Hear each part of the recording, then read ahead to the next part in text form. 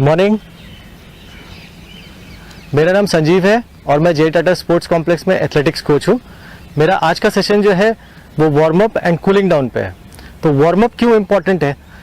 Warm up actually सभी sporting activities के पहले आपको करना चाहिए। वार्म अप जो है वो आपको फिजिकल एक्टिविटीज़ के लिए आपको प्रिपेयर करता है कि आप रेडी हो जाएं उस एक्टिविटी को परफॉर्म करने के लिए बहुत ही effectively and efficiently. Warm up से हमारा हार्ट रेट इंक्रीज होता है, बॉडी टेम्परेचर इंक्रीज होता है, ब्रीदिंग रेट इंक्रीज होता है एंड जो ब्लड का जो फ्लो होता है वो आपके मसल्स में, नर्व्स में उसका फ्लो जो है वो फास्ट हो जाता है एंड देन आपको मेंटली भी प्रिपेयर करता है कि आप किस तरह से आप एक्टिविटी को अच्छे से परफॉर्म कर सके। एंड लास्ट, जो कि बहुत ही ज़्यादा इंपॉर्टेंट है, हम जब भी कोई स्पोर्ट्स एक्टिविटी को परफॉर्म करते हैं तो हमारी इंजरीज का चांसेस बहुत ज़्यादा हो जाता है। तो वार्म अप हमारे को इंजरीज से भी बचाने में बहुत ज़्यादा हेल्पफुल होता है। अब मैं आपको वार्म अप का एक डेमो देने वाला हूं जिसमें मैं 10 एक्सरसाइजेस आपको बताऊंगा और हर एक एक्सरसाइज को आप 30 सेकेंड्स के लिए आप कंटिन्यू करेंगे। आप पहला एक्सरसाइज जो है आप वॉक के साथ में स्टार्ट करें। जस्ट आप घर पे कहीं पे एक स्पेस खोज ले जहाँ पे आप वॉक कर सके। जस्ट आपको वॉक करना है एंड आपका वॉक जो होगा वो एक्टिव वॉक होगा, जहाँ पे आपका आर्म्स का मूवमेंट काफ़ी जो नॉर्मल वॉक से वो ज़्यादा होना चाहिए।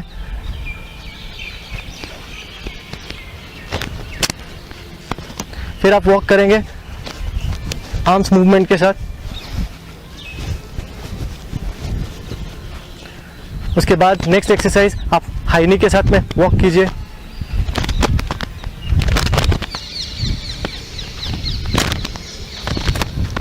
फिर आप एक जगह खड़े रह के आप बट किक्स कर सकते हैं 30 सेकेंड्स के लिए।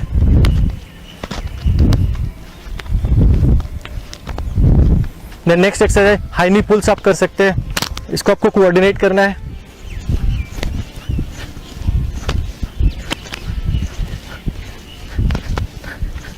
फिर एक ही जगह पे खड़े होके आप 30 सेकेंड्स के लिए आप जॉग कर सकते हैं।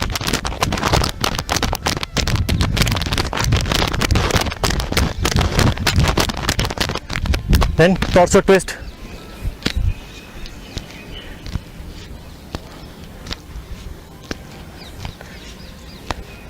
Then squats. फिर ये 30 सेकेंड्स के लिए आपको कंटिन्यू करना है।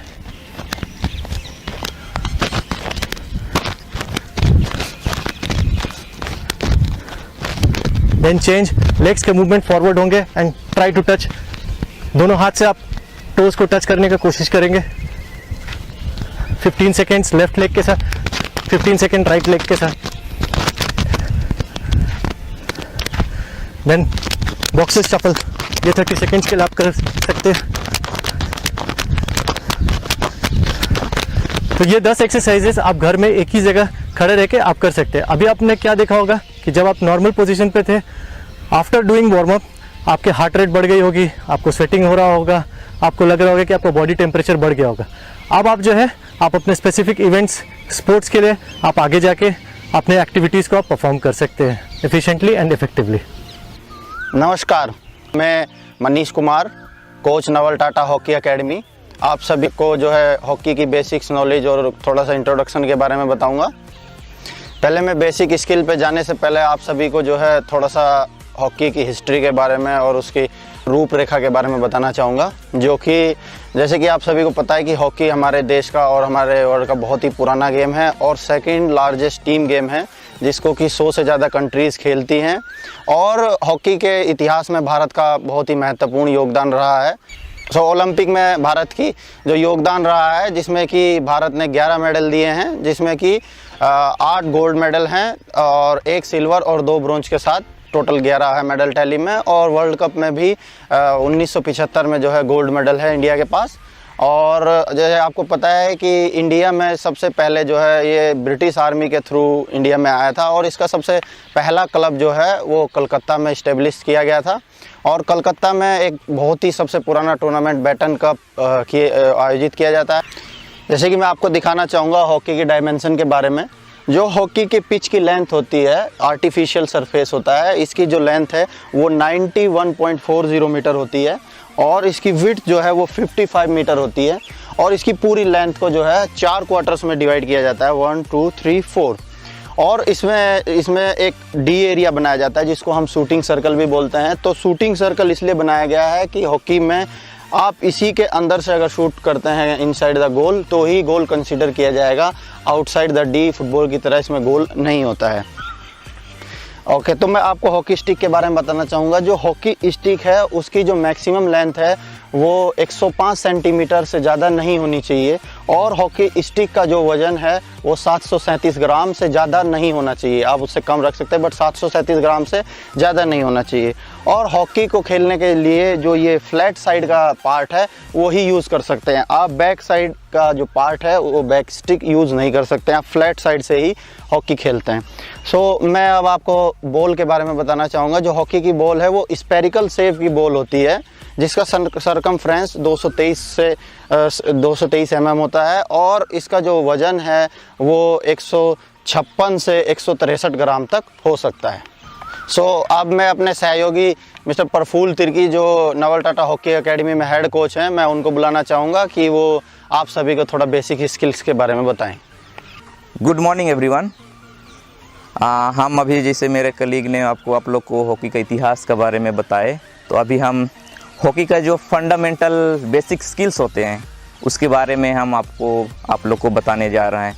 तो शुरू करेंगे हम लोग पुश पास से। ये पुश पास बहुत ही महत्वपूर्ण है हम लोग का आज का हॉकी में, ठीक है। तो इसी पुश पास में हम लोग का टेक्निक्स आते हैं। ये ज़्यादातर हम लोग का 5 टेक्निक्स होते हैं इस पुश पास में। फर्स्ट हम लोग का आ जाता है ग्रिप, आ जाता है हॉकी का ग्रिप कैसे पकड़ना है।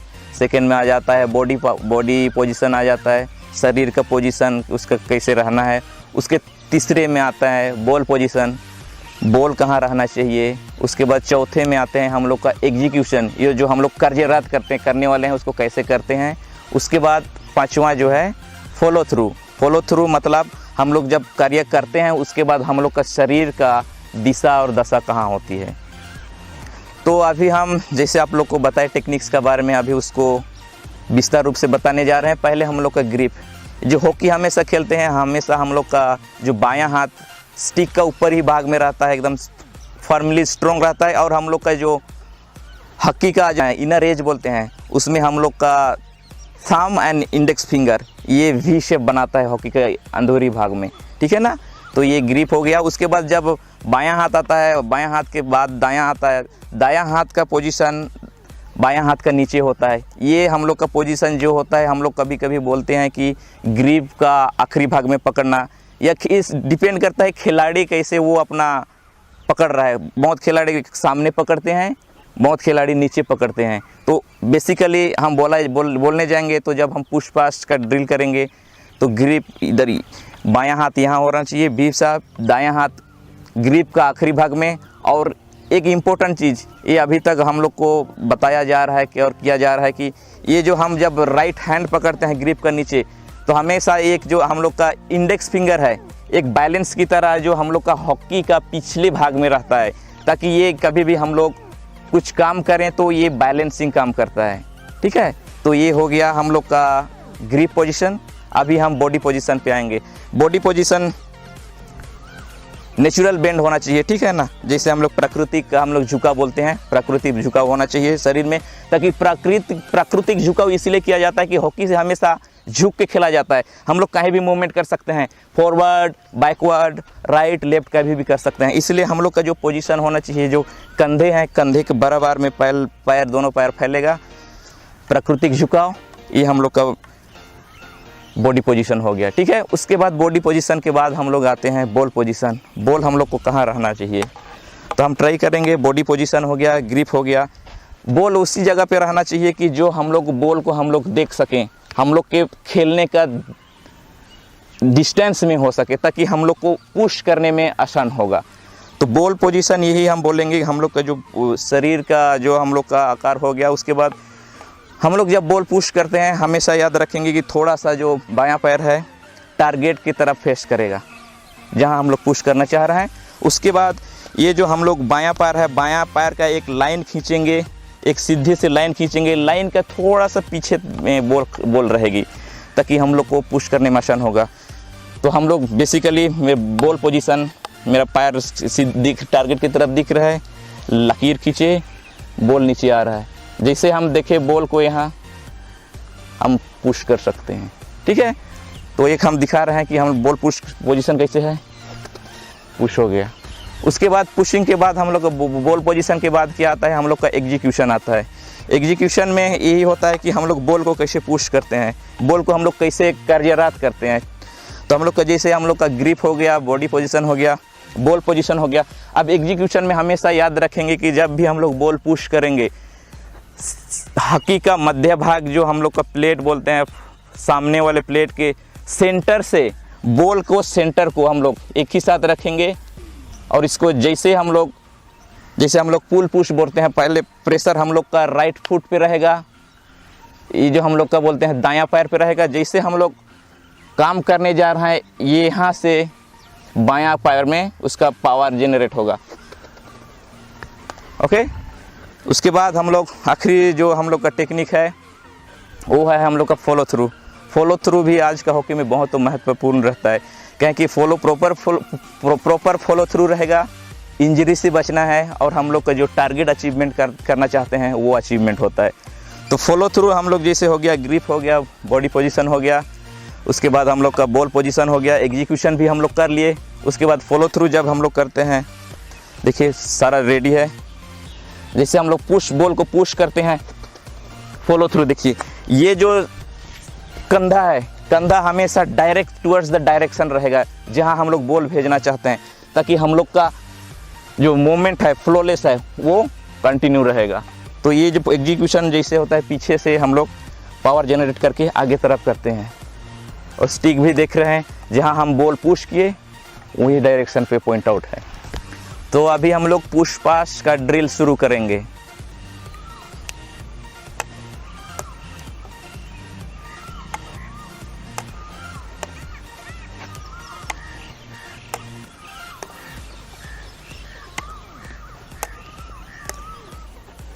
तो अभी हम लोग सेकेंड जो हम लोग का टेक्निक है वो ड्रिबलिंग के बारे में बताने जा रहे हैं। तो ड्रिबलिंग यही होता है कि हम लोग बॉल को बार बार दाएं से बाएं, बाएं से दाएं हम लोग बॉल को टैप करते रहते हैं। जैसे हम लोग देख पा रहे हैं कि ड्रिबलिंग कैसे हो रहा है।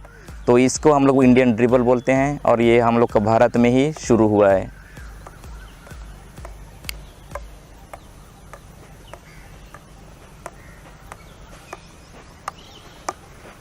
अभी हम लोग ड्रिबल का दूसरा ड्रिल करने जा रहे हैं, ये बहुत ही महत्वपूर्ण है। Good, small small long, small small long, go back, do it again.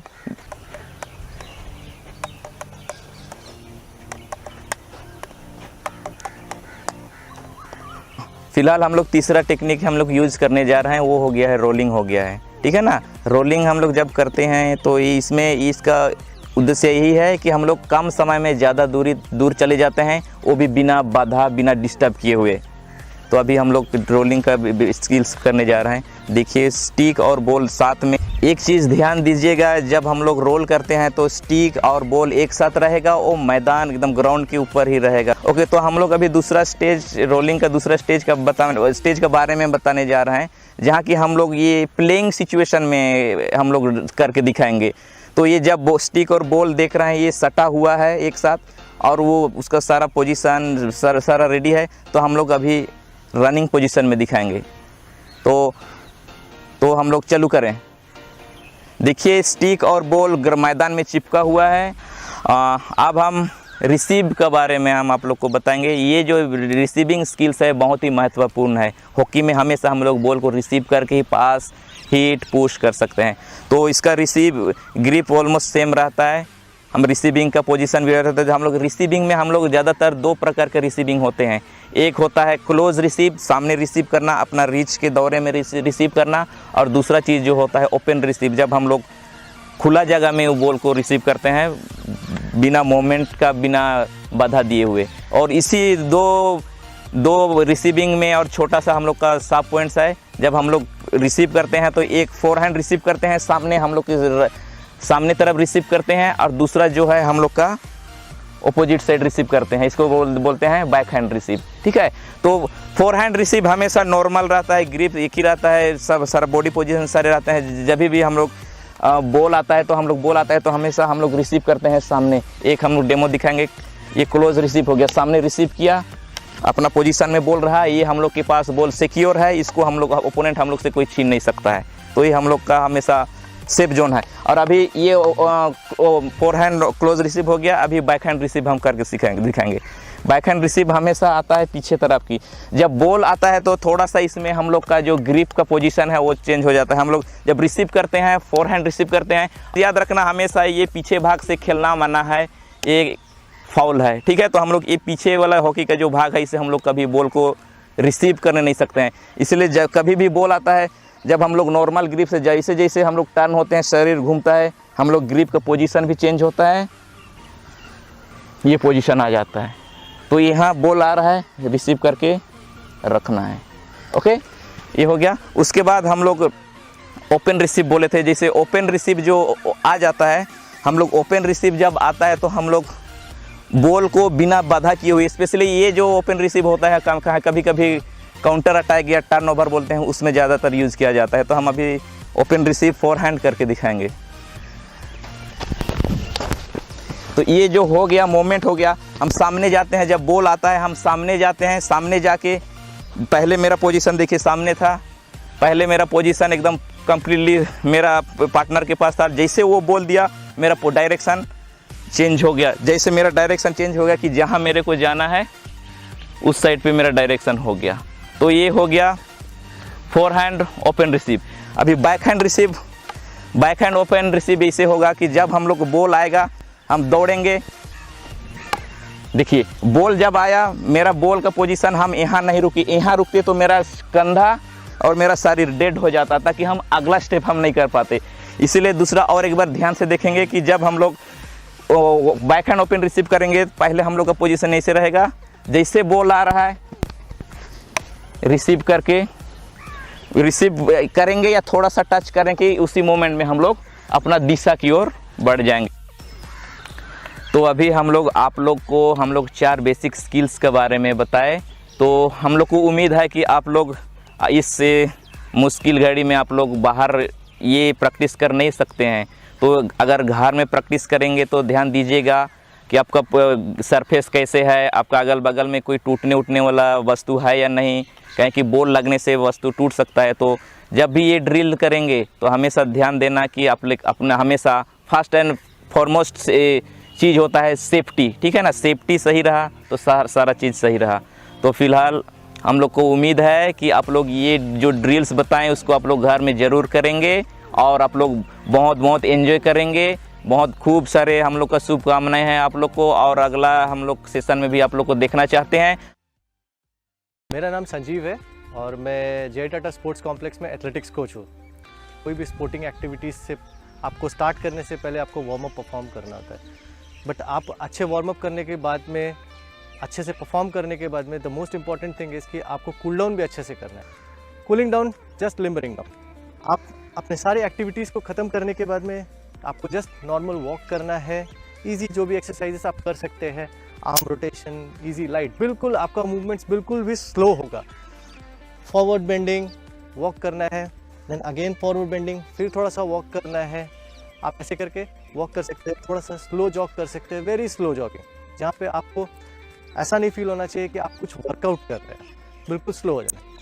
आपको कूलिंग डाउन के टाइम पे आपको जब लगे कि क्या बोलते कहीं पे भी आपको स्टिफनेस आ रहा है, क्वाड्स में आ रहा है, हैम्स में आ रहा है, तो उन्हीं एरियाज़ को फोकस करके आप उनको स्ट्रेच करेंगे।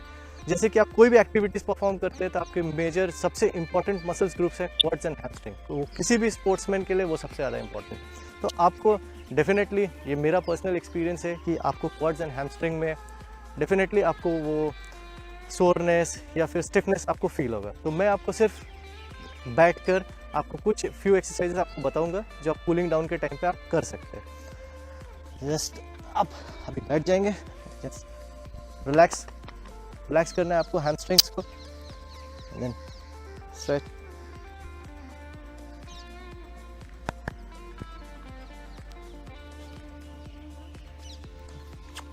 बटरफ्लाई,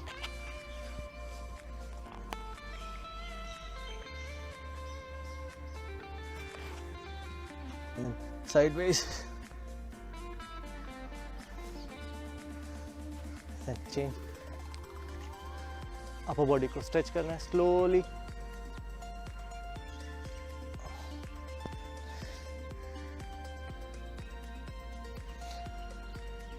बस आपको जहाँ भी आपको लग रहा है कि आपको स्टिफनेस है, बस उन्हीं एरियाज को आपको फोकस करना है कूलिंग डाउन पे। एंड वेरी लाइट, आपको हमेशा ये ध्यान रखना है कि आपको वार्मिंग आपने जो किया था उसके ठीक ऑपोजिट आपको कूलिंग डाउन में करना है।